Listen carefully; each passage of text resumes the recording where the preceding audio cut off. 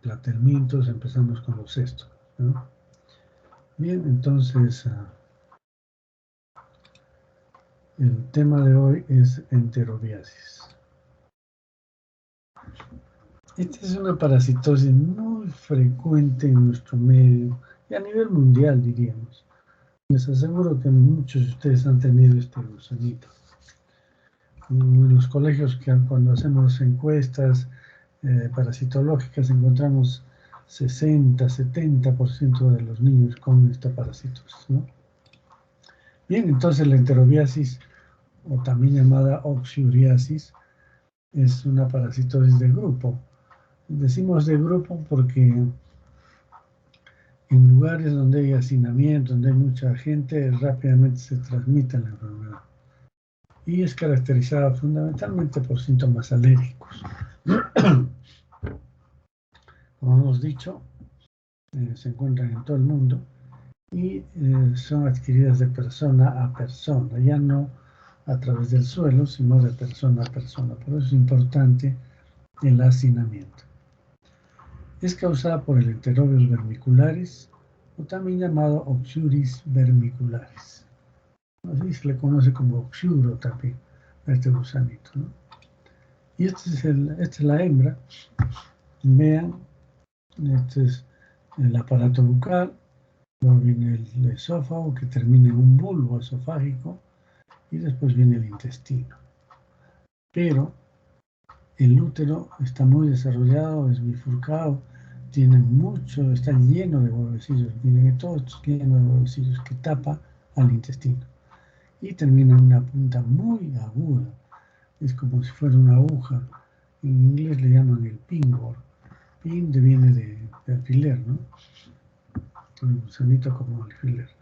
Este gusano es color blanquecino y mide 1 centímetro. Ustedes lo van a tener que ver en la práctica médica, porque siempre las madres traen este gusanito que han encontrado en la cama o lo han encontrado en la ropa interior de los niños. Y este es el macho. El macho mide la mitad de la hembra, medio centímetro, o sea, 5 milímetros. Y está enroscado y acá también tiene una espícula copulatriz. También tiene el esófago con su bulbo esofágico. Y el aparato reproductor, el testículo, termina por el conducto eyaculado y termina acá en una cloaca. En la parte anterior, si ustedes observan bien, acá no se distingue porque es muy transparente. Tanto la hembra como el macho tienen esta expansión, le llaman expansiones alares, que son, digamos, pliegues que tienen a todo lo largo del cuerpo. Lo vamos a ver en corte transversal. Y que en la parte anterior se hace mucho más ancha y forma un poco como unas aletas, ¿no? Muy transparentes. ¿Sabes? Esto es característico de este gusano, tanto en hembras como en machos. Y acá tenemos, pues, acá vean las expansiones alares, el esófago con el bulbo esofágico. Esto es el útero totalmente lleno de huevos, mira hasta dónde llega, y por debajo está el intestino, ¿no? Y este es el machito, como hemos visto, ¿no? Curvado y con su espina copulatriz. Y este es el huevecillo que más o menos en su diámetro mayor mide 50 micras. Sin embargo, lo interesante de este huevo es que tiene una capa muy transparente y en el interior generalmente ya hay una larva aún, ¿no? Entonces, estas son las características morfológicas. Ven acá un gusanito, está en una colonoscopía y ahí está. Y aquí son los huevos, que generalmente no se encuentran en las heces, sino se tienen que recoger en el margen anal mediante un método que se llama un método de Graham, que utiliza una cinta engomada, una cinta pegajosa, una cinta scotch, que se recoge los huevos que han quedado en el margen anal. Y este es el corte transversal y que les decía, ¿no? Que tiene esta expansión alar, ¿no? En todo lo largo del cuerpo. Esto es el esófago y aquí hay parte del aparato reproductor que se va muy arriba realmente. Y esta es la capa muscular que tiene la otra. Esta es una hembra, por supuesto. Bien, entonces con esos elementos vamos a realizar el ciclo de vida. Y el ciclo de vida es un tanto sencillo, pero no es necesario recordar porque hay 3 formas de infección. Vamos a ver. Entonces, ¿cuál es la localización de este gusano? Acá las hembras y machos están en el intestino grueso, principalmente en el ciego, pero están en todo el intestino grueso en realidad. Y como ven ahí, la hembra copula con el macho y el macho después de la cópula muere y es eliminado con las heces, ¿no? Cumplió su función y lo bota. Y bueno, y queda la hembra hasta que esté completamente grávida y llena de huevecillos. Una vez que está llena de huevecillos, que está acá en el, bueno, esto está un poco al revés el dibujo, pero una vez que ha completado el desarrollo de los huevecillos, la hembra migra por todo el intestino grueso hasta el margen anal y sale por el esfínter anal, y una vez que está en la zona perineal, acá en el margen anal, recién empieza a colocar sus huevos, que todavía tienen más que una masa embrionaria, ¿no? Estos huevecillos van a desarrollar 6, 7 horas, 8 horas, y ya van a formar una larvita en su interior. Y entonces esta larva, que ya el huevo larvado, es el que va ya a estar listo para infectar a otra persona, porque estos huevos son colocados ahí en el marginal con una sustancia pegajosa, adherente a albuminoidea, que hace que se queden pegados y después, conforme se va secando, van cayendo a la ropa interior, a la cama, y de ahí pueden pasar a toda la habitación. Y incluso nosotros hemos encontrado en las ventanas, en los muebles, los huevecillos, porque son muy ligeros. Y entonces de ahí otra persona es la que se va a infectar. Eso es lo que se llama la heteroinfección. Entonces tenemos la heteroinfección, que una persona tiene el gusano, elimina lo que sale, el estadio de salida son las hembras grávidas, van a colocar huevos acá con una sustancia adherente. Esta colocación de huevos es una cosa muy, muy característica. Teníamos un compañero de trabajo, un patólogo, y que ya falleció lamentablemente, muy, muy buena la persona. Y él me contaba que había logrado ver en una oportunidad cómo la hembra coloca huevos. ¿Cómo fue eso? Resulta que le trajeron este método de Graham, que utiliza una cinta transparente, engomada, la cinta Scotch que todos conocen. Y entonces le trajeron y él se puso a revisarla temprano en la mañana. Y de pronto enfoca en el microscopio una hembra. Y esta hembra comenzó a retorcerse porque estaba viva. Comenzó a retorcerse. Me dice casi como si fuera un parto. Se retorcía y de repente comenzó a salir como burbujas, como espuma de la región de la vulva, que dicho sea paso está más o menos en la parte media, un poco más adelante. Y comenzó a colocar los huevos así, uno tras otro, mediante contracciones, y los iba eliminando los huevos a su alrededor. Una cosa espectacular que me dice, hubiese tenido una filmadora, hubiese una cosa extraordinaria, pero no fue así. Pero así sucede que esta hembra coloca los huevos en el margen. Y entonces esta sustancia albuminoidea, como si fuera algo así, la clara de huevo, algo así, ¿no? Que pega los huevecillos en esa zona y permite que completen su desarrollo, porque cuando la hembra los coloca, están inmaduros. Y entonces, una vez que ya maduran, ahí en 6 horas, ya también se secan y comienzan a desprenderse, ¿no? Entonces tenemos la heteroinfección. Una persona es la que está eliminando huevos que contaminan el ambiente y contaminan una serie de objetos que están en la vivienda, como por ejemplo, qué sé yo, juguetes, lápices, algunos incluso podría ser hasta alimentos. A estos objetos inanimados se les llama fomites. Entonces los fomites son vehículos a través del cual los huevecillos se pegan y pueden ser recogidos o digamos, llevados a la boca por otra persona. Y esta persona se infecta con este huevecillo. Entonces, ¿cómo es este huevecillo? El huevecillo llega al estómago, ahí sufre la acción de los ácidos del estómago y cuando pasa al intestino eclosiona. Y ven acá sale la larvita, ¿no? Y entonces la larvita sale en el intestino delgado y esta larva 1, algunos dicen que es larva 2, otros dicen larva 1, digamos que es larva 1, se adosa a las glándulas del Lieberkühn, a las criptas, y allí va a ir mudando, convirtiéndose en larva 2, larva 3 y larva 4.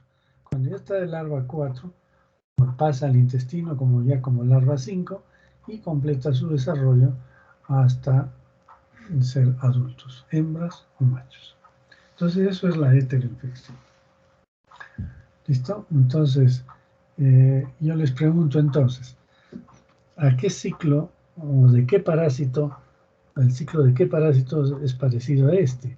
Que vive en el intestino grueso y se desarrolla el estadio larval a nivel de las criptas del intestino delgado.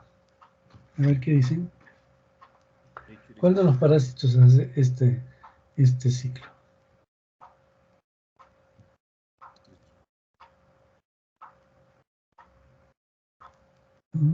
¿Qué dicen? Tricuriasis.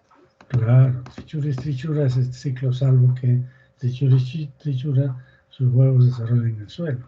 Pero todo el desarrollo de la larva es en el intestino delgado, igual que este. Y finalmente se localizan en el intestino grueso. Bien, entonces eso es la heteroinfección. Pero también hay autoinfección, que es la autoinfección externa, por supuesto. Entonces, ¿qué pasa? Que esa sustancia albuminoidea que se queda en el margen anal es una sustancia proteica y por ser proteica en contacto con la piel desencadena pues una reacción alérgica. Ustedes saben que, por ejemplo, nunca se debe administrar penicilina en la piel, ¿no es cierto? ¿Por qué? Porque es una molécula pequeña que se absorbe y produce sensibilización. De tal manera que esa persona se va a volver alérgica a la penicilina. Lo mismo sucede cuando un niño es pequeño. Cuando tiene menos de 6 meses, se le puede dar huevo duro, huevo cocido, ¿no es cierto? Pero ¿qué parte del huevo se da? A ver, ¿quién sabe? ¿Quién tiene hermanitos? ¿Se le da la clara o la yema?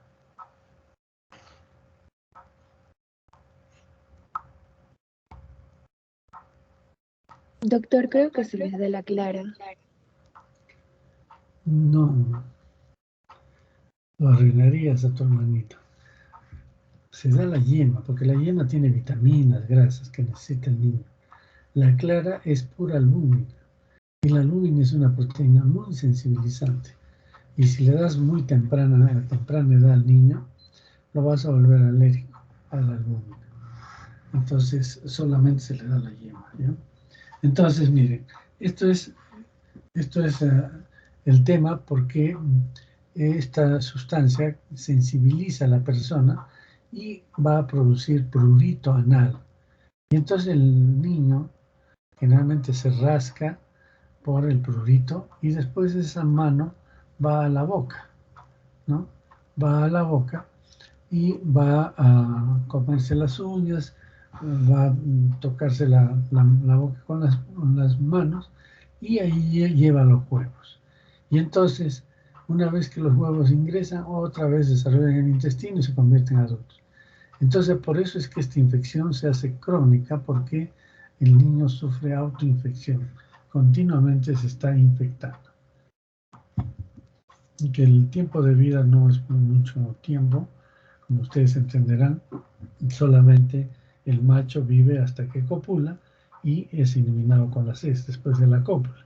Y la hembra una vez que ha sido fecundada, va a colocar sus huevos en el margen anal. Y una vez que coloca los huevos, también muere ahí. Algunas veces en el método de Graf encontramos las hembras muertas, o como les conté de mi colega, que encontró una hembra viva. Pero en general las hembras colocan ahí sus huevos y mueren después de la cópula. Entonces, tiene que haber un proceso que haga nuevamente la infección, y esa es la autoinfección externa, se llama. Además, hay otro mecanismo que se llama, o sea, esta es la autoinfección. El primero de acá, esta sería la heteroinfección a través de fomites, puede ser verduras, juguetes, etc. Y la última es que se llama la retroinfección de Schumner. La retroinfección de Schumner significa que estos huevecillos que estaban en el margen anal se quedan ahí más tiempo y permiten que la larva salga del huevo. Entonces esta larvita lo que hace es avanzar por otra vez el sentido inverso que hizo la hembra. O sea, se mete por el esfínter anal, avanza por el intestino grueso hasta llegar al ciego, donde ya se convierte en adulto. Entonces, eso se llama retroinfección de Schumner. No es autoinfección interna. ¿Por qué? Porque ya sale. La hembra siempre sale, coloca huevos y afuera es donde se desarrollan los huevecillos para dar origen a larvas que se vuelven a entrar por el margen anal a través del esfínter anal, y logran avanzar por el intestino grueso, y en ese avance van completando su desarrollo a larva 2, larva 3, larva 4 y finalmente adultos. Entonces tenemos 3 tipos de infección. Entonces, si repasamos el ciclo de vida, ¿cómo es la localización? ¿Dónde está localizado el gusanito? A ver si me ayuda. En el intestino grueso. Ya. ¿Está libre o fijo? Entonces, ahí hay una pregunta interesante, porque en realidad está libre, porque no tiene ganchos para fijarse, pero tiene esas expansiones alares que se llenan de líquido y le sirven como un anclaje para pegarse a la mucosa. No causan daño en la mucosa, pero se pegan y de esa manera se retienen un poco en el intestino grueso, ¿no? Entonces podríamos decir que están adosados a la mucosa mediante la expansión alar. ¿Cuál es el estadio de salida entonces? A ver, dígame. La hembra fertilizada. Muy bien, la hembra grávida, no la fertilizada. La fertilizada tiene que llenarse de huevecillos, entonces es una hembra grávida. ¿Y el mecanismo de transmisión cuál será?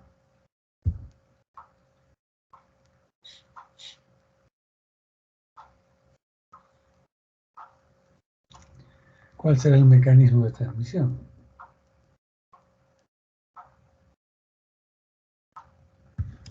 Fomites. Sí, muy bien. A través del medio ambiente, a través de fomites, hay ese mecanismo de transmisión, a través del hacinamiento, a través de la mala higiene perineal, todo eso aquí no hay un mecanismo como cuando hay contaminación con heces, que es el fecalismo. Acá no.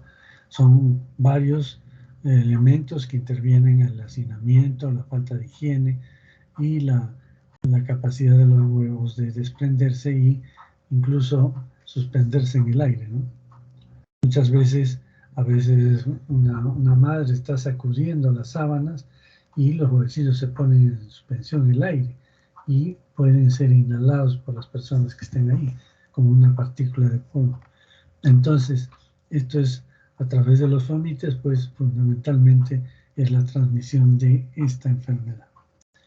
Y el ambiente auxiliótico es este ambiente que les digo, un ambiente de hacinamiento, falta de luz, con mala higiene y que hay muchos juguetes en el suelo, etc. Eso es el ambiente auxiliótico donde se produce la transmisión. Por ejemplo, en el colegio también puede haber un ambiente auxiliótico, ¿no? Los lápices, los borradores, estas cosas que utilizan los niños pueden estar contaminados, y el aula en sí, si es que el aula no tiene una buena higiene, entonces se va a producir la transmisión. ¿El estadio infeccioso cuál sería?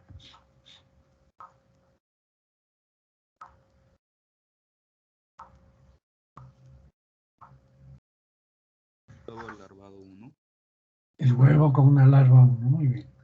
Y el mecanismo de infección, ya saben, a través de la heteroinfección, a través de fomites, la autoinfección externa a través de las manos.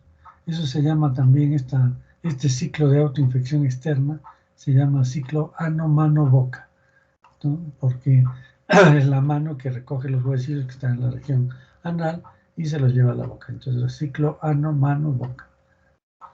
Y la retroinfección de Schumer, que es una cosa que algunos autores también dudan de esto, porque dicen, si bien es cierto es posible, no es lo frecuente, ¿no? En todo caso. Entonces, volvemos a decir, retroinfección, heteroinfección y ciclo ano-mano-boca o autoinfección externa. Bien, entonces, estos son los ciclos de esta parasitosis. No causa mayor daño, digamos, el desarrollo de este adulto, ni tampoco el pasaje de las larvas tampoco causa mayor daño. Entonces, el mayor daño que se da es la sensibilización por esta sustancia albuminoidea.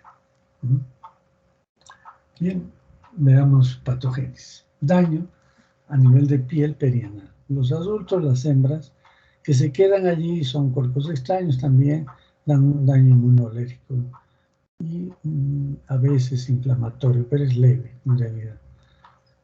Y esto se debe a la movilidad de secreción del albuminoidea, ¿no? Albuminoidea, sustancia albuminoidea.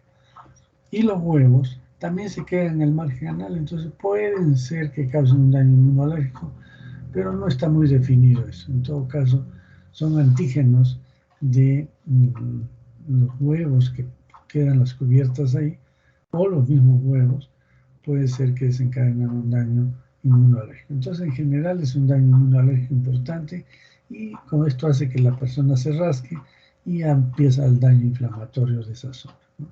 Si no, solamente sería inmunológico.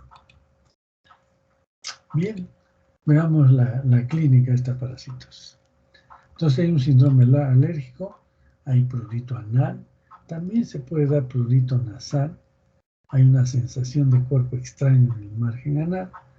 Eso es lo que caracteriza al síndrome alérgico. Pero hay síntomas generales, como el síndrome general, que está dado por insomnio, alteraciones de conducta, ansiedad, bruxismo, enuresis. ¿Qué es todo esto? Lo que pasa es que el prurito anal es tan intenso que el niño está rascándose o está inquieto toda la noche. No puede dormir tranquilo por este prurito.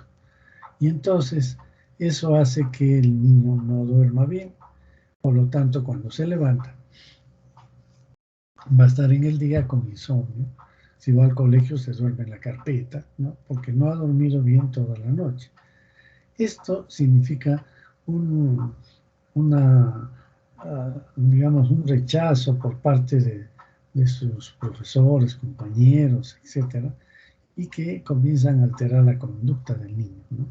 Le comienzan a molestar porque no solamente se queda dormido, sino que está desatento, no rinde bien y además está continuamente rascándose la región perianal. Y entonces lo molestan por esto, ¿no? Como dicen ahora, le hacen bullying. Bueno, y entonces esto desencadena una cierta ansiedad en el niño. Esta ansiedad hace que no duerman bien.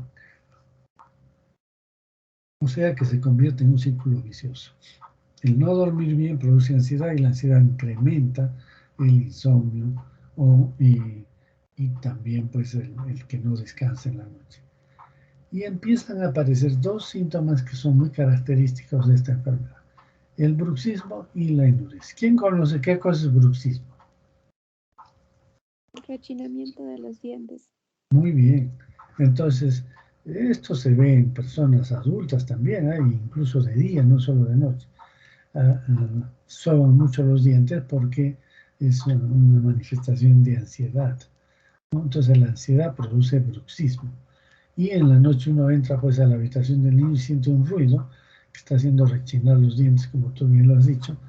Eso se llama bruxismo, ¿no? Y la enuresis, ¿quién sabe qué es enuresis? Es que el niño se hace la pila en la cama, ¿no?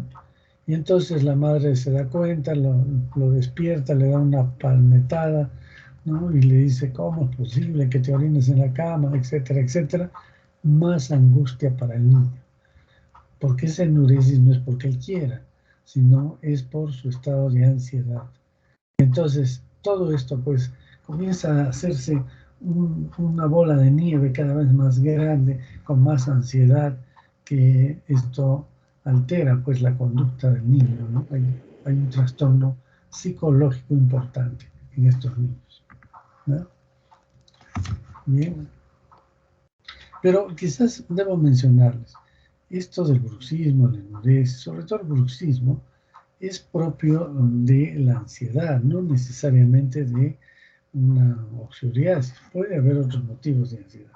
De hecho, yo tuve la oportunidad de recibir en la consulta a una señora que vino así de frente, me dice, mire doctor, ya me han recomendado a usted para que me dé tratamiento de mi hijo que tiene psoriasis, le han dado de todo y sigue igual, no mejora.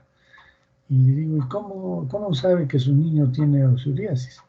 Es que, bueno, yo siempre leo y sé que esta enfermedad produce bruxismo, ya sabía hasta el nombre técnico, y mi hijo pues todas las noches hace esto de rechinar los dientes, y está un poco alterado, está un poco ansioso por esto.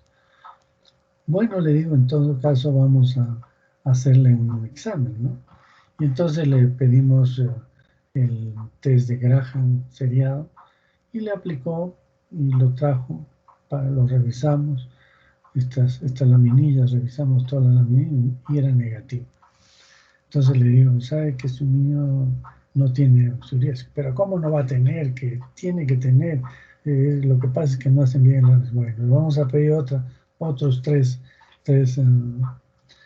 láminas, o sea, otro examen seriado de Graham. Y bueno, volvió a traer negativo. Entonces ya con esto ya prácticamente estaba confirmado que ese niño no tenía frío, y le pregunto, ¿y cuántos hijos tiene para ver el hacinamiento, ¿no? No, es mi hijo único. Y su esposo vive con usted. No, estamos justamente en separación con el esposo, con el padre de mi hijo. Y hay pues unos problemas.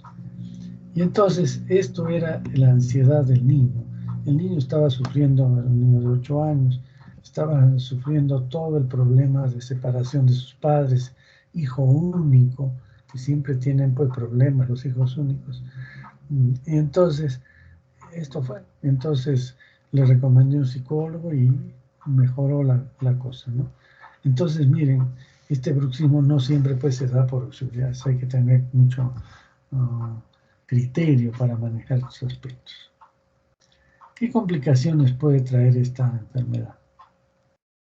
Piodermitis, sí.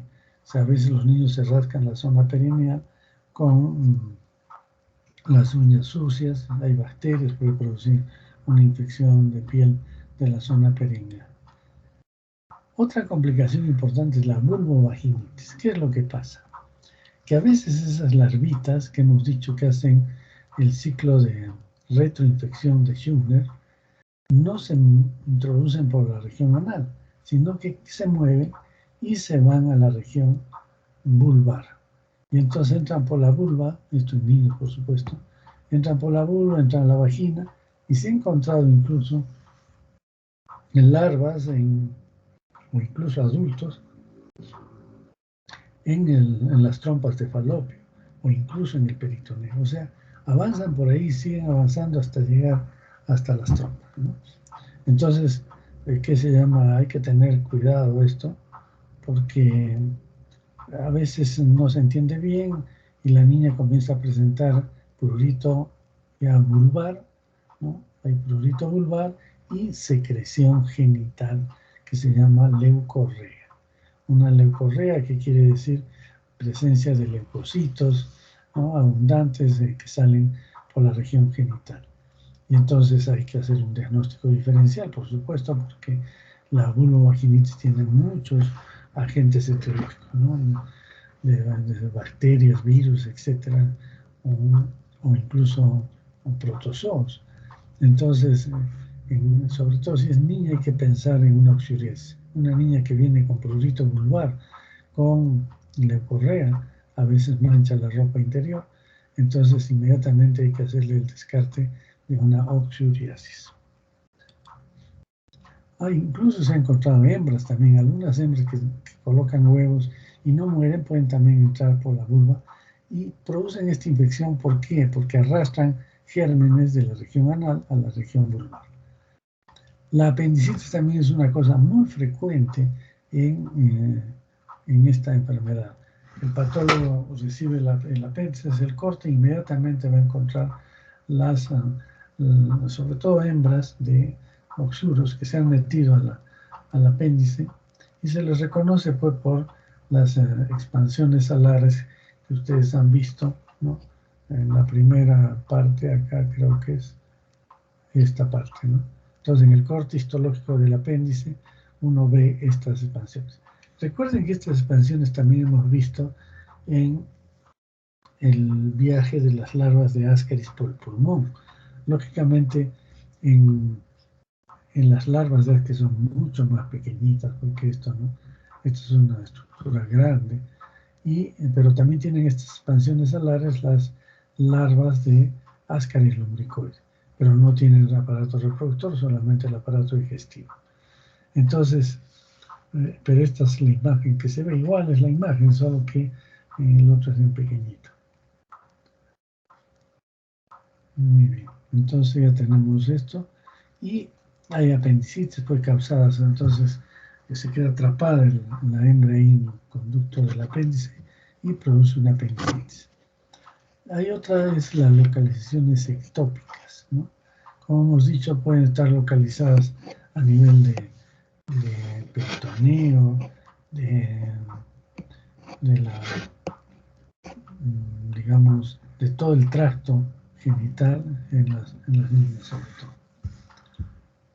Bien, entonces esto es el diagnóstico. Entonces siempre la sospecha clínica, que es importante, viene el niño con mal rendimiento escolar, con problemas de conducta, que tiene enuresis, o que tiene bruxismo, entonces hay que esa sospecha clínica rápida nos tiene que hacer presentar algo de la epidemiología.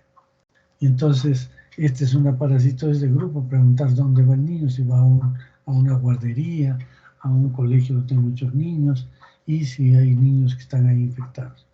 Eso es importante. Aquí no funciona el clima porque en general en todo sitio hay, aunque en selva hay un poco menos, ya vamos a explicar por qué. Y en el laboratorio, que es lo que hacemos, el test de Graham seriado, ¿no? El test de Graham es una laminita, lo vamos a ver en la práctica, una lámina portaobjetos a la cual se ha pegado una cinta adherente y esto se despega y se aplica al niño en ayunas. Mejor dicho, no en ayunas, sino apenas despierta. ¿Por qué apenas despierta? Porque si no ya va al baño, y si va al baño se hace higiene y ya se desprenden los huevecillos.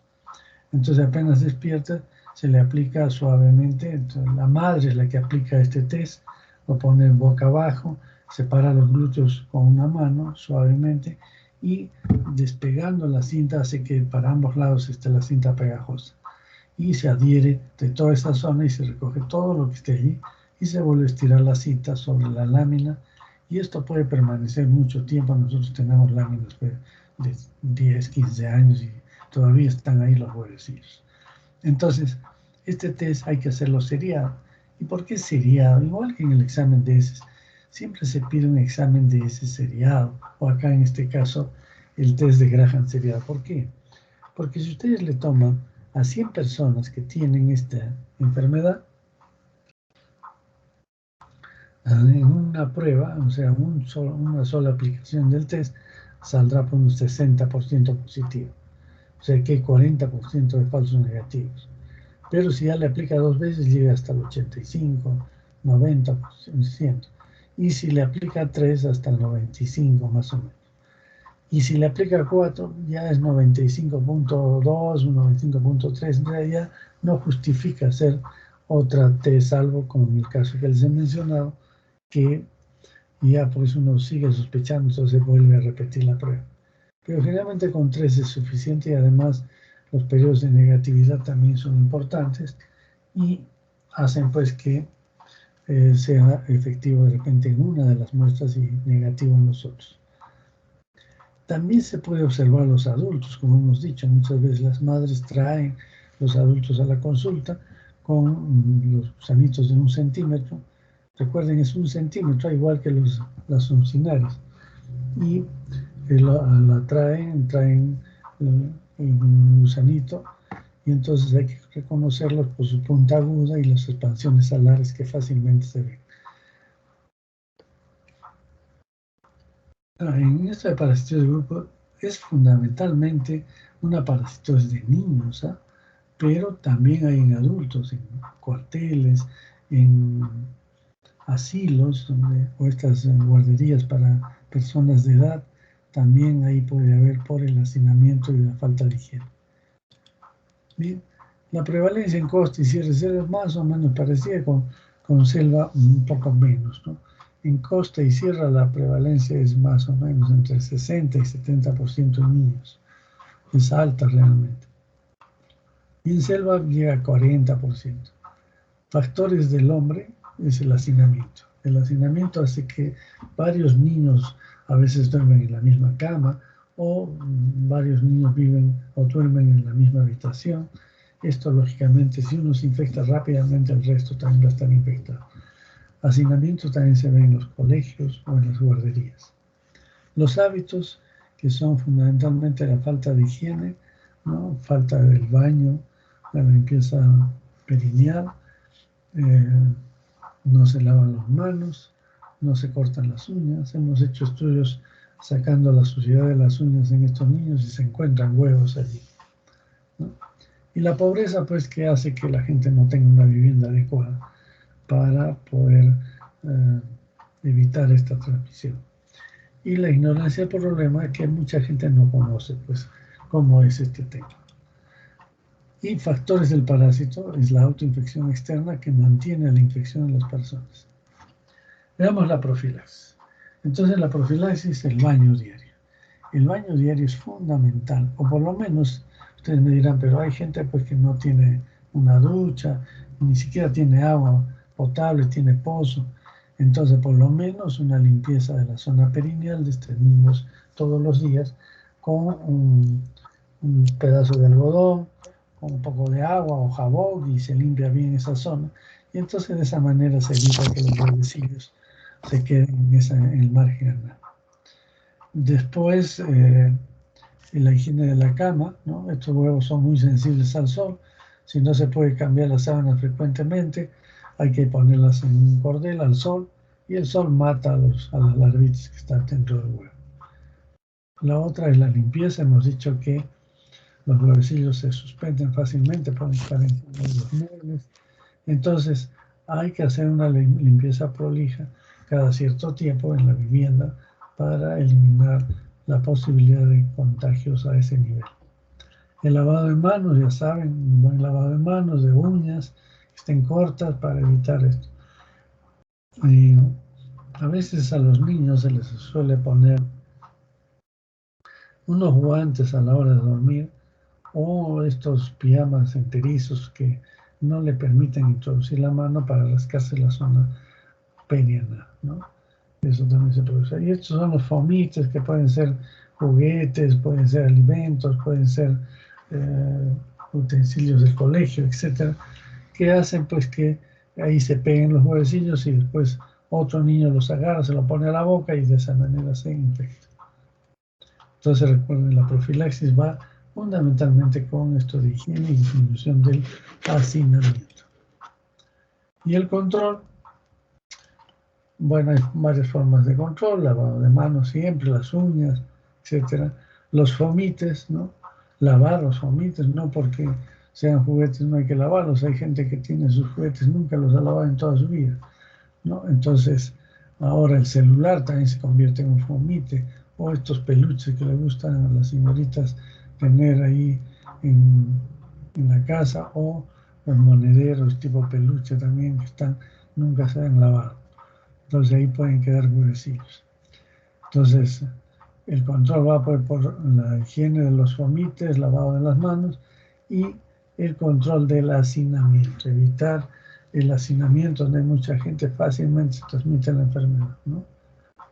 Bien, y ustedes ven acá un niño que hay que limpiarle en la zona perineal, ahí pueden haber huevecillos, siempre que se les higiene correctamente. Y también veamos lugares donde los niños pueden jugar, se convierte en un ambiente oxuriótico, igual que este otro, y de ahí se transmiten de unos a otros. Y finalmente el tratamiento. El tratamiento consiste en darle un medicamento y entonces ya no hay gusanos, ya no hay eliminación de huevos. De esa manera se corta la transmisión, ¿no? Entonces, aquí el tratamiento masivo funciona muy bien, el tratamiento personal también, y tiene que ser familiar. Si un niño tiene oxuriasis, lo más probable es que los otros niños de la casa también lo tengan. Entonces, un tratamiento familiar permite controlar esta infección. Y el tratamiento es con pamoato, epilantero, albendazol, mebendazol, piperacina, cualquiera, como hemos dicho, para uncinares, para ascaris y para enterobius, cualquier tratamiento antiparasitario funciona. Muy bien. ¿Alguna pregunta sobre este tema? Bueno. Entonces vamos con el otro tema del día. Y hoy empezamos un capítulo nuevo en realidad, ¿no? Vamos a empezar a estudiar lo que son los platelmintos. Y dentro de los platelmintos vamos a estudiar los cestos. O sea, cestos que son nematodos aplanados, pero en forma de cinta. Y estos cestos son de diferente tamaño, diferente forma, y vamos a estudiar algunos, pero para eso es necesario que sepamos algunas consideraciones generales. Los cestos son helmintos aplanados en forma de cinta, eso ya lo hemos dicho. Miren, todos estos cestos tenemos, de los que estudiamos, porque hay muchos más, pero que no son del hombre. Immunolepis nana, Taenia solium, Taenia saginata, Diphyllobotium pacificum y Echinococcus granuloso. Estos son adultos de cestos que tienen importancia en salud. La morfología de estos cestos es ya diferente a la morfología que hemos visto para los nematos. Los nematos ya terminamos con enterobius, ahí quedaron los nematos. Y estos cestos tienen su cuerpo totalmente diferente. Tienen una parte anterior que es su órgano de fijación. Y este órgano de fijación se llama escólex, ¿no? Y en este escólex puede haber ventosas, puede haber ganchos, etc. Depende de cada especie. Luego viene el cuello. Es una parte después del escólex, una estructura muy pequeña, sin embargo muy importante, porque en el cuello se encuentran células multipotenciales que son capaces de regenerar todo el cuerpo completo del cesto, ¿no? O sea, a partir de ahí se forman todo lo que es el cuerpo del cesto, que en general se llama estróbila. Toda esta parte estróbila, que es una parte del cuerpo que está segmentada en pequeñas estructuras llamadas proglótidas. Y ahí tenemos proglótidas inmaduras, maduras y grávidas, ¿no? Entonces veamos, estos son hermafroditas, por supuesto, desde el punto de vista sexual, Porque en cada proglótida, miren, está el aparato reproductor masculino y femenino. O sea, no solamente es uno, sino en cada proglótida. ¿Cuántas proglótidas puede tener un cesto? Depende de su tamaño. Si, por ejemplo, tiene 10 metros, como este Diphyllobotrium, digamos, tenía saginata, sobre todo la más grande, ¿no? Hay otra que es Diphyllobotrium latum, que llega a tener hasta 10 metros. Entonces, en este caso, son cientos o miles de proglótidas, y en cada una de ellas tiene el aparato reproductor completo. Vean entonces, este es el órgano de fijación, ¿ya? Es el escólex. Es una pequeña prominencia en la parte anterior, pero es muy pequeñito. Si ustedes ven acá está el escólex, es muy pequeñito, que sirve para fijarse en la mucosa, y después viene una cinta enorme con muchas proglótidas. Esta es como la cabeza de un alfiler, imagínense, que puede sostener una tenia que tiene 5 metros, 6, 7 metros. Bien, entonces el escólex, ¿qué es lo que tiene? Puede tener ventosas, acá hay 4 ventosas, puede tener un rostelo, es como una prominencia, en el cual se insertan una corona de ganchos, ¿no? Entonces tiene ganchos, tiene ventosas. Esto es propio del escólex. Como digo, es del tamaño de un alfiler para una tenia grande, pero es mucho más pequeño todavía. ¿Y dónde está fijo? Se fija mediante estos escólex a la mucosa intestinal, ¿no? Y entonces acá tenemos, este es un pedazo de tenia, una estróbila, y que está segmentada, por supuesto, cada segmento es variable el tamaño de la tenia, puede tener 1,5 centímetros, un centímetro, a veces más. Y esta es una proglótida, digamos, inmadura. Entonces las que están cerca del escólex son proglótidas inmaduras. Después vienen ya más o menos cuadrangulares, son las proglótidas maduras, y finalmente las proglótidas graves. Entonces, una proglótida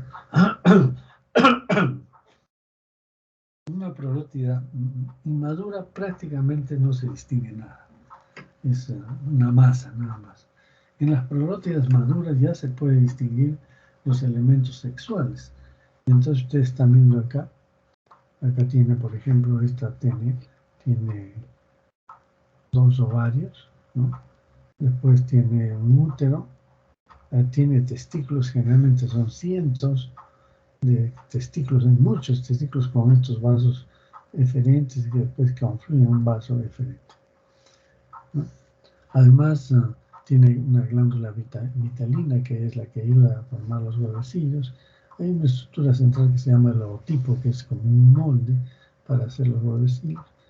Entonces acá tiene un poro genital, y acá hay unos conductos laterales, ¿no? Estos conductos laterales puede circular un líquido que se elimina finalmente el producto del metabolismo. Entonces, esta es una proglótida madura. Y cuando ya está grávida, ha desarrollado tanto el útero que el útero está ramificado. Y al estar ramificado, pues tiene un montón de pliegues, ¿no? Esto es típico de una proglótida grávida, ya que está lista para salir con las heces. Y esta es una estructura interesante que se llama los microtricos o microtriquias. Son estructuras como repliegues en todo el cuerpo de este gusano que le permite absorber nutrientes, ¿no? Entonces tiene pues membrana plasmática externa, vacuolas, etc. Todo esta estructura permite que el gusano se alimente a través de estas microtriquias. Entonces el alimento entra en contacto acá, después pasado para toda su estructura interna y finalmente metabolizado. Entonces el alimento no tiene boca, por supuesto, es introducido a través de estas microtriquias que aumentan la superficie de absorción del gusano. Bueno, entonces vamos a empezar de todos estos cestos con Hymenolipis.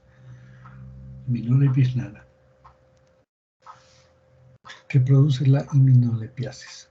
Himen significa membrana, y es que Los huevecillos de estos, la capa interna tiene una membrana muy transparente y por eso recibe el nombre de Hymenalepis nana, porque es pequeña, ¿no? A comparación de las otras tenes que miden metros. Esta mide centímetros, ¿no? Puede tener Hymenalepis nana 3 centímetros más o menos.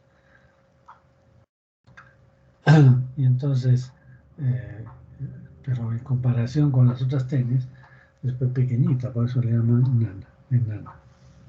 Bien, entonces, vean, esta es una Hymenalepis nana alargada, ¿no? Tiene acá el escolex con el rostelo protruido, en este caso acá ustedes ven como una saliente, se llama rostelo, y tiene una corona de ganchos. Y acá está el escolex con el rostelo, pero en este caso está invaginado, ustedes lo ven acá, y la corona de ganchos también está invaginada. Y luego tiene las ventosas, acá ya con más fotografía, el otro esquema, y acá tenemos el adulto, veamos su escolex, ¿no? Todo el cuerpo segmentado, y esto ya está con prolótidas grávidas. Entonces,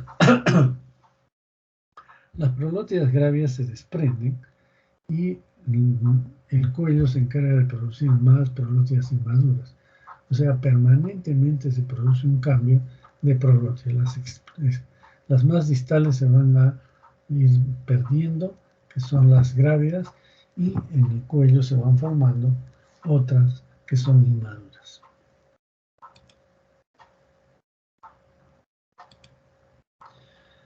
Bueno, entonces acá Hymenalepis nana es un poco diferente a otras.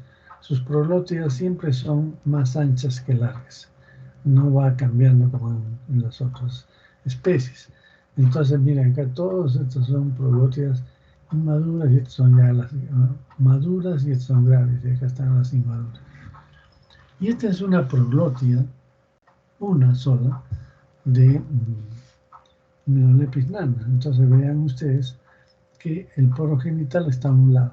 Siempre los poros genitales están para el mismo lado en Hymenalepis nana. En las otras tenias pueden ir intercalando una para un lado, otro para el otro lado.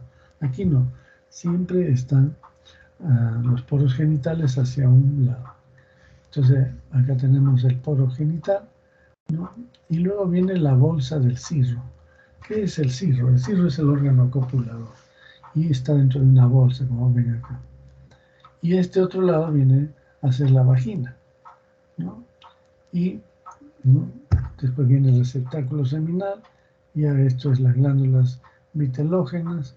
Acá suele estar el ootipo, que lo ven acá, una estructura muy pequeña donde se forman los huevecillos, y acá vean los ovarios, ¿no? El ovario, ¿no? Que está acá bilobulado, y más bien hay tres masas testiculares, 1, 2 y 3, donde se contiene pues el esperma que viene acá al receptáculo seminal, y ahí va a producirse ya todo el desarrollo de los huevecillos. Y el útero no se ve acá, pero está muy plegado, y el útero solo está lleno de huevos. Esta es son prolótidas, en realidad, varias prolótidas que son ya grávidas. Y entonces aquí esto está lleno de huevecillos, ¿no? Pero se puede ver algo de acá en cada prolótida, pues ya se completa todo el desarrollo, y se puede ver, sin embargo, algunas estructuras como ovario, ¿no? Glándulas vitelógenas, los testículos, son 3 masas testiculares, y los poros genitales, recuerden, siempre para el mismo lado.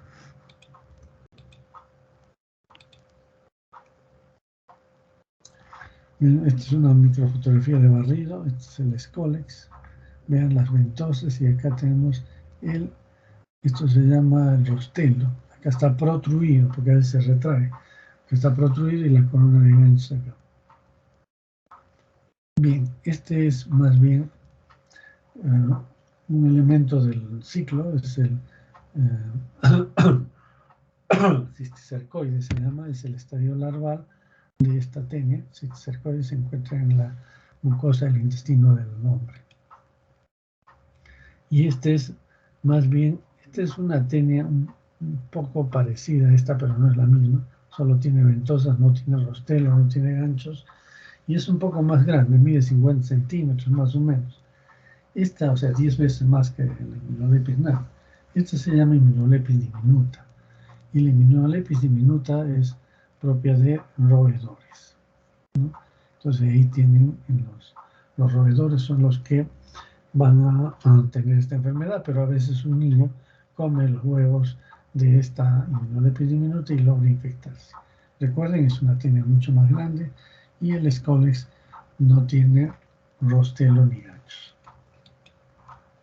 Y este es el huevecillo de Hymeneolepis nana, por eso se llama.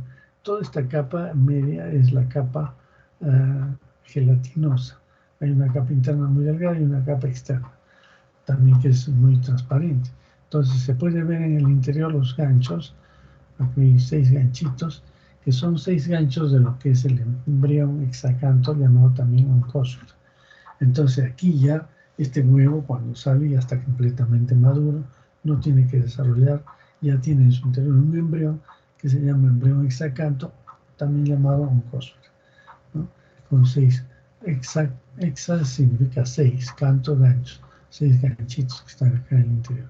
Además tiene filamentos polares que le dan la característica a este huevecillo. Mide 35, 40, sí, 35, 40 micras. Y miren, este es mucho más grande, probablemente 60 micras, es mucho más grande que este. Y no presenta filamentos polares, estas estructuras que deben estar acá. Entonces este es un huevo de Hymeneolepis diminuta. Entonces Hymeneolepis diminuta, el adulto se distingue porque no tiene rostelo, no tiene ganchos, solo ventosas, y a nivel de los huevecillos se distinguen porque son un poco más grandes, tienen sus 6 ganchos, pero no tienen los filamentos polares, aunque este sí los tiene.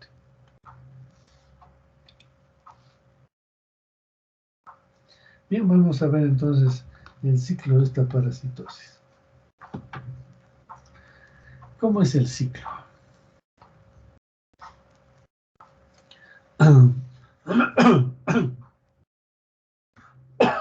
Perdón. Entonces la localización es a nivel del intestino delgado. ¿Y por qué tienen que vivir a nivel del intestino delgado? A ver, ¿quién me contesta?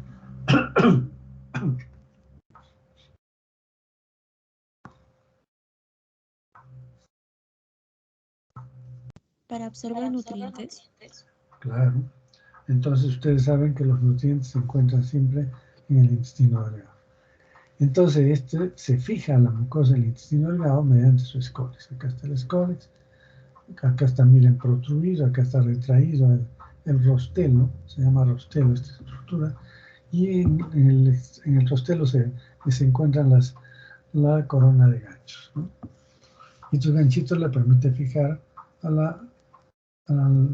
al cesto, le llaman tenias en general, pero no es tan correcto, mejor hablamos de cestos. Y entonces estos cestos están fijos en la mucosa y se alimentan mediante su tegumento. Estos no tienen cutícula, como lo tenía Ascaris, Cinaris, etc. Acá tienen tienen tegumento, y este tegumento tiene estas microtricas o microtricos que son capaces de hacer un transporte activo y pasivo de nutrientes a su interior. Entonces no tienen boca, pero se alimentan de nuestros alimentos que están listos para ser absorbidos por la mucosa intestinal. Bien, entonces ahí está fijo, la hembra va a desprender las prolótidas gravias, se desprenden, y al desprenderse salen también los huevecillos. Recuerden, no hay poro uterino en estas tenias, o sea que no hay salida de huevos. Los huevos salen cuando se rompe la prolótida. Entonces en el trayecto del intestino delgado al grueso se rompen estas prolótidas y liberan los huevecillos.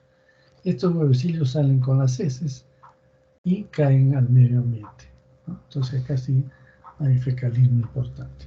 Entonces salen con las heces, caen al medio ambiente, y en el medio ambiente ya estos huevecillos son infecciosos. Incluso cuando salen ya no necesitan madurar el medio ambiente. Estos huevecillos entonces fácilmente pueden pasar a las manos, a las verduras o al agua de otra persona. Y de esta manera se infecta al ingerir estos huevos. ¿Qué pasa? ¿Qué pasa con estos huevos que ingresan al aparato digestivo?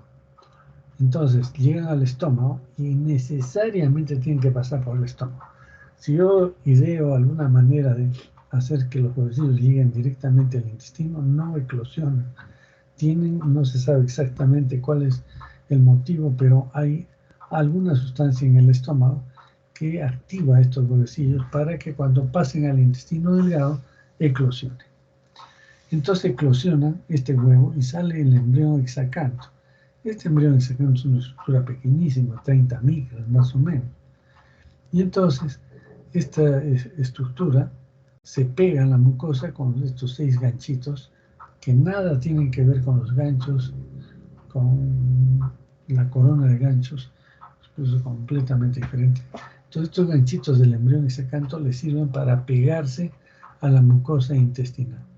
Se pegan fuertemente y empiezan a emitir sustancias líticas para poder ingresar hasta la submucosa.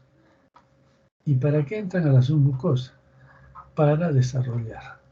¿Y en qué desarrollan? En cada embrión hexacanto se convierte en una pequeña larva que se llama cisticercoide, que la hemos visto ya hace un momento. Acá está.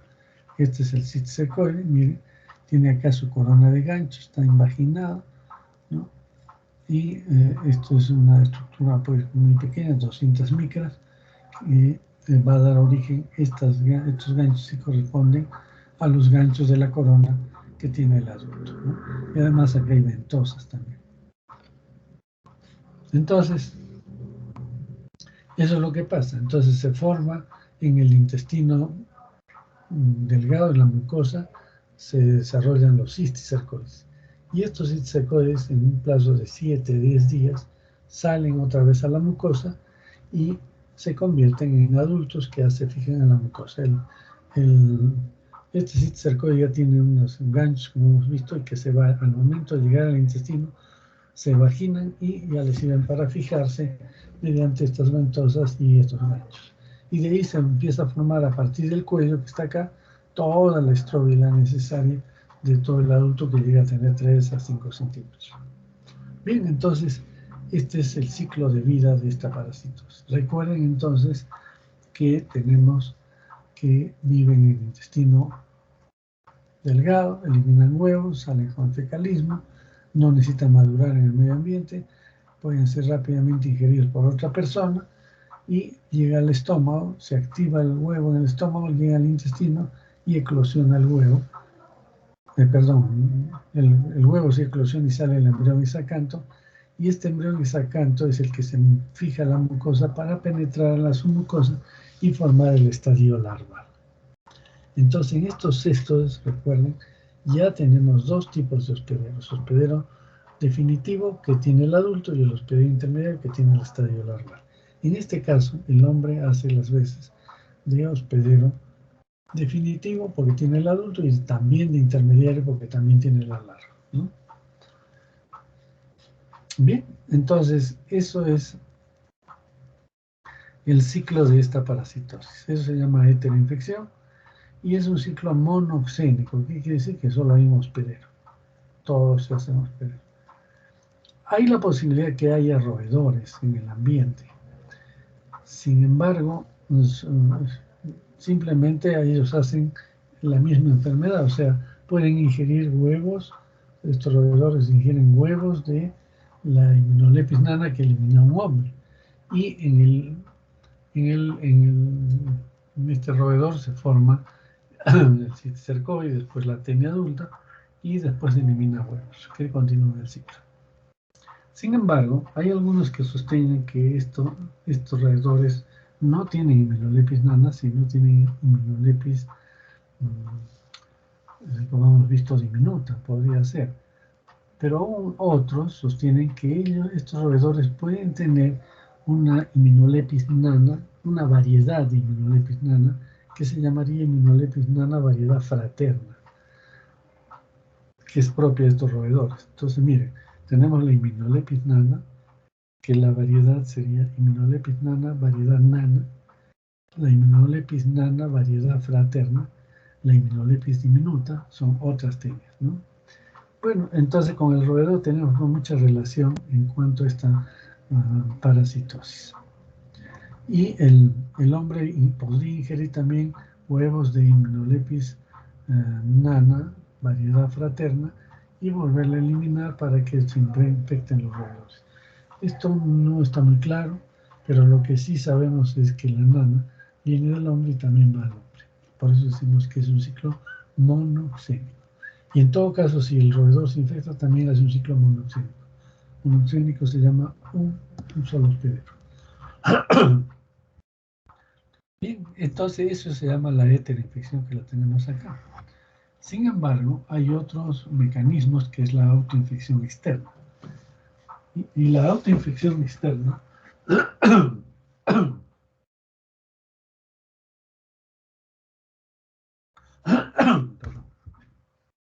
la autoinfección externa se da porque, como ustedes saben, estos huevecillos ya tienen el embrión exacanto que no necesita madurar. Entonces puede haber un mecanismo de autoinfección externa que es ciclo ano-mano-boca, igual que en enterobios.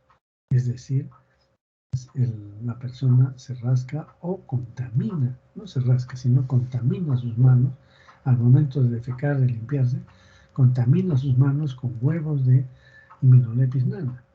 Y después no se lavan las manos después de ir al baño y se la pone a la boca. Entonces está llevándose los huevecillos a la boca y logrando infectarse. Eso se llama la autoinfección externa.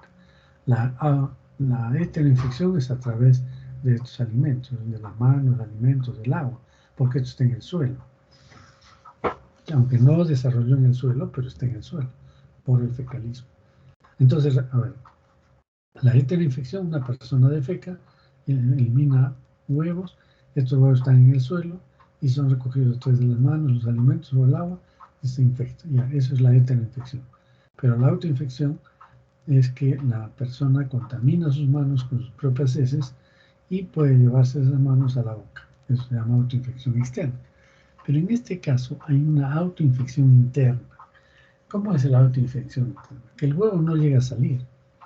Lo que pasa es que en el intestino delgado hay huevos, ¿no?, que están siendo formados por los adultos.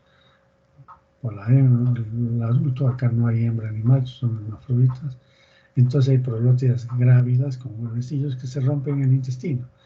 Y si esta persona tiene vómitos, generalmente es un niño que tiene vómitos, entonces el contenido intestinal regresa al estómago. Y en el estómago, estos huevecillos que estaban allí son activados por los ácidos del estómago, que era lo que decíamos que era necesario para que el huevo eclosione. Entonces, cuando se restablece el tránsito, regresa al intestino y eclosiona el huevo porque se activó en el estómago gracias al vómito y este huevecillo eclosiona, sale el embrión hexacanto, se mete a la mucosa, la submucosa forma la larva que es el cisticercoide y después de 10 días pasa este cisticercoide a la luz nuevamente para formar el adulto. Entonces, autoinfección interna, miren, ¿no? Entonces tenemos la heteroinfección acá a través del fecalismo, ¿no?, y a través de las manos, las verduras, los alimentos, llegan a la boca. La autoinfección es que la persona contamina sus manos con sus propias heces que contienen estos huevecillos, pues se los lleva a la boca, también se infecta. Y finalmente la autoinfección interna es que sin salir los huevos, pasen al estómago por vómitos, se activan y cuando regresan ya sale el embrión hexacanto, se fija con estos 6 ganchitos a la mucosa, los cuales se pierden, se quedan ahí en la mucosa y va a ingresar solamente este embrión. Y para formar el cisticercoide y después el adulto. Bien, entonces vean, esta es una prolótida grávida de Immunolepis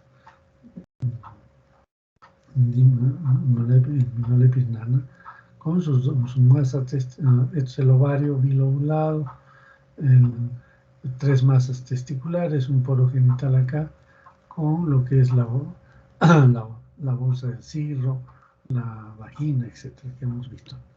Esto no se distingue muy bien porque es pequeña, pero en una tenia adulta, en una tenia de tenia solium, por ejemplo, que es mucho más grande, sí se pueden ver todas las estructuras de las proglótidas maduras. Bien, entonces, a ver, repasamos. Ciclo de vida. La localización, entonces, ¿cuál es? A ver, ¿me ayuda?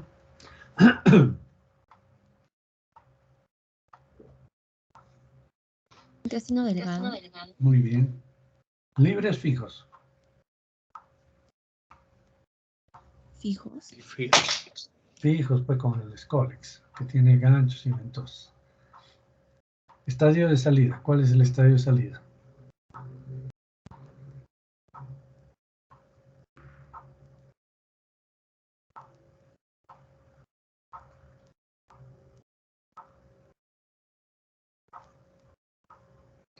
Estadio de salida. Vamos, vamos. Huevo larvado.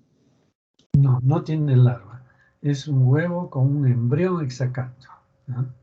Huevo con embrión exacanto. Mecanismo de transmisión. Fecalismo. Fecalismo, muy bien. Estadio infeccioso.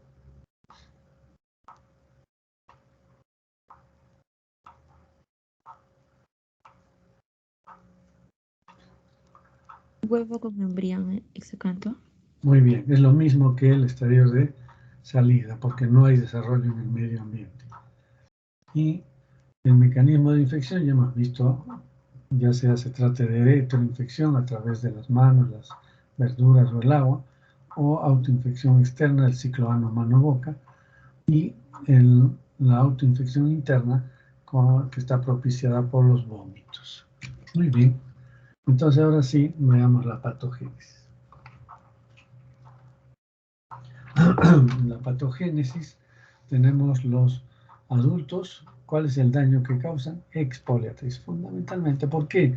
Porque la fijación en la mucosa, si bien es cierto con ganchos, pero no es tan importante que cause mucho daño inflamatorio, destructivo. Es el daño exfoliatriz. Sustraen gran cantidad de alimentos porque una persona puede tener cientos de Minolepis nana. Yo he encontrado un paciente en 1700 adultos después del tratamiento, mientras que otro colega encontró 5000, algo de 5000 y tantos. Eso sí fue un caso anecdótico porque fue en un paciente, una persona adulta, que era el que hacía la limpieza en el servicio de pediatría del hospital. O sea que ahí se estaba transmitiendo la inmunolepsia. Como barredor recogía pues todos estos huevecillos y por malos hábitos de higiene se infectó, ¿no? Tenía 5000 y tantos adultos en el intestino. Imagínense, entonces hay un daño esporiatriz importante. Entonces, ¿cuál es el mecanismo de daño? La alimentación del gusano, el tegumento, recuerden las microtricas o microtricos, el número también pues importante. Y la larva cisticercoide es así, cuando entró el embrión exacanto a la mucosa, a la submucosa, es un cuerpo extraño, un daño inmunológico y se produce un daño inflamatorio importante en la mucosa del intestino delgado. Entonces va a haber una duodenitis, hablemos mejor una enteritis, porque causa daño en todo el intestino. Y esto depende del número de antígenos, es un cuerpo extraño dentro de la mucosa, la respuesta del hospedero, etc. Entonces hay un daño inflamatorio importante, recuerden. Entonces hay dos daños, el exfoliatriz y el inflamatorio, que los vamos a tener en cuenta en la clínica. Entonces en la clínica hay un síndrome alérgico, prurito anal nasal, pues leve en realidad, se dice que es por los desechos de estos gusanos, pero también por la presencia de las larvas dentro de la mucosa intestinal, podría desencadenar un daño alérgico. Hay un síndrome de mala absorción, recuerda. ¿Por qué? Porque hay una inflamación de la mucosa intestinal que impide la absorción de alimentos. Entonces, igual que en estrongiloides, y a veces esto mucho más porque compromete casi todo el intestino delgado, hay dolor abdominal, diarrea, meteorismo, muchos gases, ¿no? Formación este meteorismo es el ruido que hacen los gases en el intestino, flatulencia, eliminación de gases, deposiciones abundantes, malolientes, con alto contenido de grasa y desnutrición. Ya lo conocemos, este síndrome de mala absorción, y entonces es lo mismo que pasa en estrongiloides, pero más intenso todavía. Entonces, el diagnóstico se hace mediante la sospecha clínica. El paciente tiene pues un síndrome de mala absorción, tiene dolor abdominal, está desnutrido, tiene algunos síntomas alérgicos, entonces hay que pensar en esta enfermedad.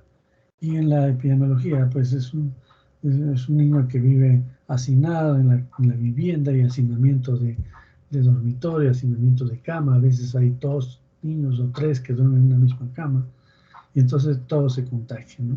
Y el colegio también es importante, o las guarderías. Entonces, esas características hacen sospechar, pues, que este niño tiene esta enfermedad. Y en laboratorio le hacemos el método cualitativo, que es el Telemann o Faust, y cualquiera de los dos, seriado, y también puede funcionar la sedimentación rápida. Cualquiera de estas técnicas permite encontrar huevos de Immunolepis nana, ¿no? Y la prevalencia de esta enfermedad es variable, va alrededor del 10 hasta 20%. Yo creo que en todas estas regiones, 10 a 20%. Factores del hombre: fecalismo, hacinamiento, recuerden, hábitos de higiene fundamentalmente, no lavarse las manos, pobreza, no hay agua para lavarse, pues efectivamente no hay acceso al agua, y hay ignorancia del problema. Y factores del parásito: la autoinfección externa y también la autoinfección interna. Pero la autoinfección externa es fundamental, porque los niños no se curan, siempre se están infectando, ¿no? Y entonces la profilaxis que tenemos que hacer: lavarnos las manos, lavar las verduras, tomar agua hervida, ¿no? O sea, para la heteroinfección. Pero para la autoinfección, recuerden que es el lavado de manos después de ir a defecar, importantísimo, ¿no? Y hay que lavarse siempre las manos para alimentarse. Y en cuanto al control, disminuir el hacinamiento, ¿no? Hay que disminuir este hacinamiento, hay que disminuir el fecalismo, eliminar prácticamente el fecalismo, construcción de letrinas, ¿no? Para que la gente defeque en las letrinas, no en el suelo. La educación de los niños, la economía, todo esto hace funcionar.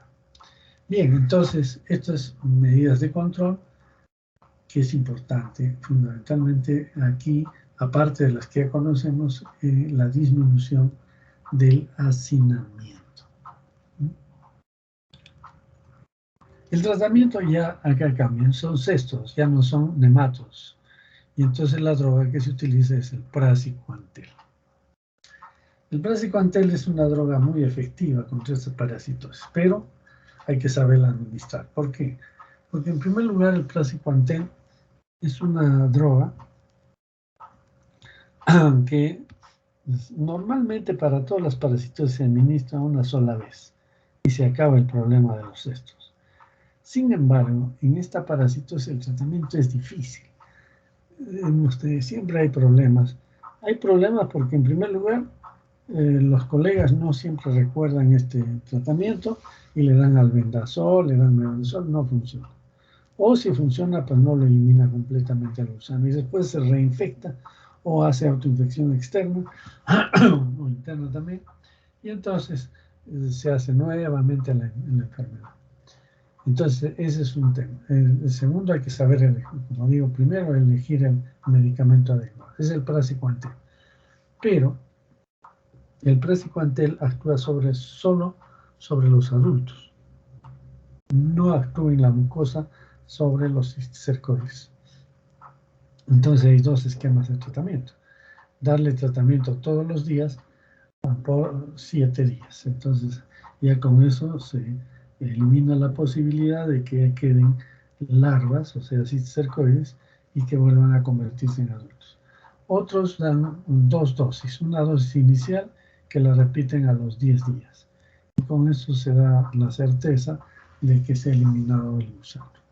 Pero recuerden, es difícil el tratamiento porque existe la posibilidad de nuevamente de la reinfección, o sea, autoinfección externa, autoinfección interna o la misma heteroinfección que se da para otros niños, ¿no?